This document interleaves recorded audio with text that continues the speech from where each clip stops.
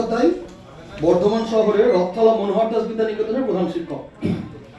তো আগের দিন তোমাদেরকে আমি বল এবং গতি এই চ্যাপ্টারটা পড়াচ্ছিলাম। এখন পড়াতে গিয়ে জাস্ট তার আগে আমি তোমাদেরকে বলেছি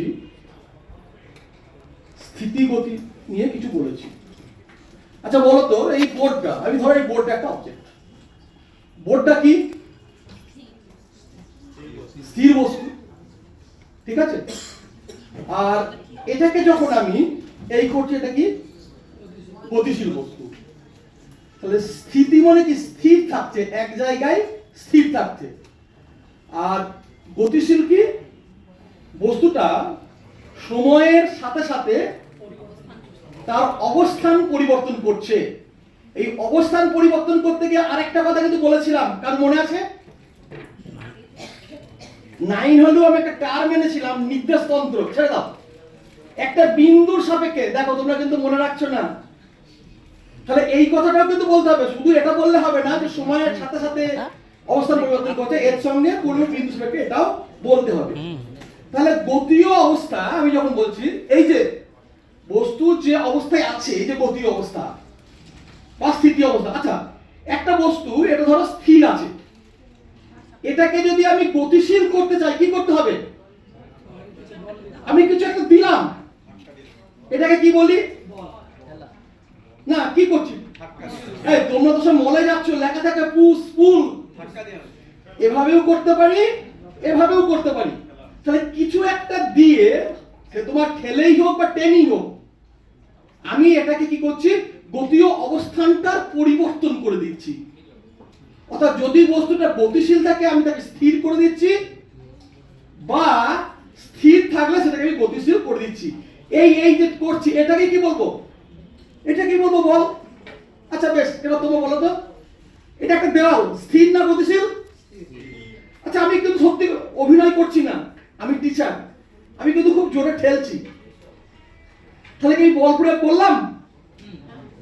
কারণ এটা স্থিরই আছে, চেষ্টা করলাম।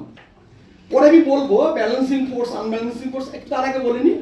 তাহলে বলের কথাটাই মোটামুটি তোমাদেরকে বললাম, গতির কথাটা বলেছি। এবার আমরা যখন বিজ্ঞান পড়বো, প্রথমেই যাকে নিয়ে আমরা গুরুদেব বলি, কে? নিউটন। সেই নিউটনের সূত্রগুলো বলতে গিয়ে আমি তোমাদেরকে এগুলোকে নিয়ে আরেকটু বেশি বলবো। নিউটন এই গতি সূত্রের 3টে সূত্র দিয়েছিল। প্রথম সূত্র কি? নিউটনের প্রথম সূত্র দেখো, আমি অনেকটা কিন্তু বলে দিয়েছি।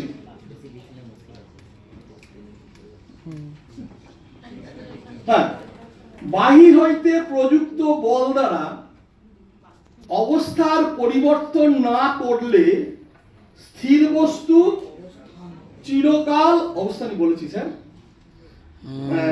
এগুলো দরকার সায়েন্সের ক্লাস বাবা। এটা নিয়ে কেন ভাবছিস মাস্টারমশাইয়ের ট্রাক আছে কিনা, মাস্টারমশাই এগুলো এটা বোঝ না।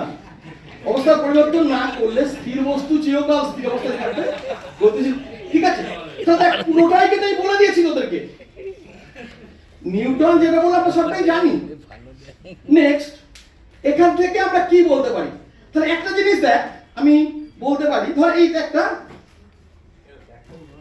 এটা একটা গ্লাস, এই গ্লাসের মধ্যে ধর একটা রেখেছি, দেখি আমার পকেটে পয়সা টয়সা আছে কিনা। আছে আছে। এটা একটা ধর পয়সা,